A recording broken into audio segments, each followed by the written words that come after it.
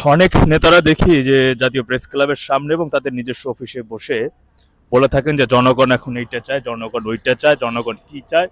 তারা এসি রুমে ঘরে বসে শুয়ে নিজেরাই বলে দেয় জনগণ আসলে কি চায়। আমি আসলে জনগণ কি চায় সেটা একটু জানার জন্য এবং জনগণ কোন পরিস্থিতি আছে সেটা একটু জানার জন্য মূলত মাঠ পর্যায়ে একজন দিনমজুর রিক্সা চালক কাকার সাথে একটু কথা বলো। কাকা, আসসালামু আলাইকুম। ওয়ালাইকুম আসসালাম। বাজান, এই ভিডিও শুরু করার আগে কি আমি আপনার সাথে কোনো কথা বলছি? না না। আমি কি আমাকে চিনেন? না। আমি আমি আপনাকে চিনি না। আচ্ছা, তাহলে ঠিক আছে, স্বীকারোক্তি কিন্তু নিয়ে নিচ্ছি। এখন কথা হলে বাজান সত্যি কথা বলবেন, বর্তমানে আপনি যে রিক্সা চালিয়ে কেমন কি আছেন, সংসার কেমন? বাজারের অবস্থা বহুত খারাপ, কি কমো আর 200 টাকা মারি নাই, কি আর চলবো সংসার কোন দেন না, রোড ঘাট খালি, মানুষজন নাই, অবস্থা একেবারে গুরুচরণ। তাহলে এখন তো নতুন সরকার আছে, দীর্ঘদিন আওয়ামী লীগ ক্ষমতায় ছিল, তা আগে বেশি ভালো ছিলেন না এখন ভালো? আগে তো ভালো ছিলই, আগে তো এত অভাব ছিল না, এখন যে অভাব দেখা যাচ্ছে এই অভাব মনে করেন কবে যায় আল্লাহ জানে, এটা আমরা আর কইবার পারব না কবে যাইবো অভাব। অভাবটা যে কবে যাইবো এটা আমরা বলতে পারব না। এখন কি হলে ভালো হয় বলে আপনি মনে করছেন? কি হইলো আর কি কমো না, আমার কত মতন কি আর হইব? আপনার মতামত? আমার মত আর কি আর কমো আমি, আমার আর কিছু করার নাই, কি আর কমো।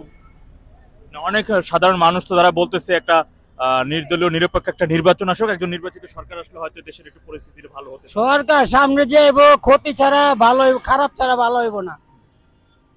যে সরকার রাখ সামনে, খারাপ ছাড়া ভালো হবে না, আমাদের দিন শেষ। তাহলে কি আপনার মতে কি আওয়ামী লীগ ফেরত আসলে ভালো হয়?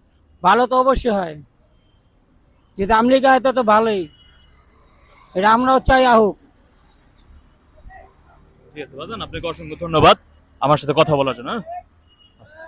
শুনছিলেন একজন দিনমজুর রিক্সা চালকের কথা, তিনি তার মনের কথাটাই তিনি বলতেছিলেন এবং তার তিনি আসলে কি চান, দেশের আগামীতে কি হলে ভালো হয়, তিনি আগে কেমন ছিলেন আর বর্তমানে কেমন আছেন, সারাদিনে তিনি 200 টাকা টিপ মেরেছেন সেই কথাটা তিনি বলতেছিলেন, সেই বিষয়টি শুনতেছিলেন আপনারা এবং তার যে মত, তার মনের কথাটি মূলত তিনি উল্লেখ করেছেন।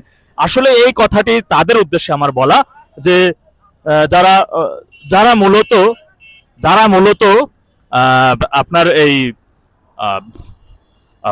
এসি রুমে বসে ঘরে বসে সুন্দর মতো করে বলেন যে জনগণ এখন চায় অমুকের বিচার হবে, তমুকের এটা হবে, নির্বাচন চায় না, জনগণ এখন আগে খাবার না চাই আপনাদের কাছে আরো অনেক কিছু চায় আর কি কথাটা বলতেছে, তাদের উদ্দেশ্যে মূলত আমি বলবো ভাই আপনি আগে জনগণের কাতারে আসেন, জনগণের কথা শুনেন, আসলে জনগণ কি চায়, তারপরে আপনি ওখানে বসে লেকচার দেন।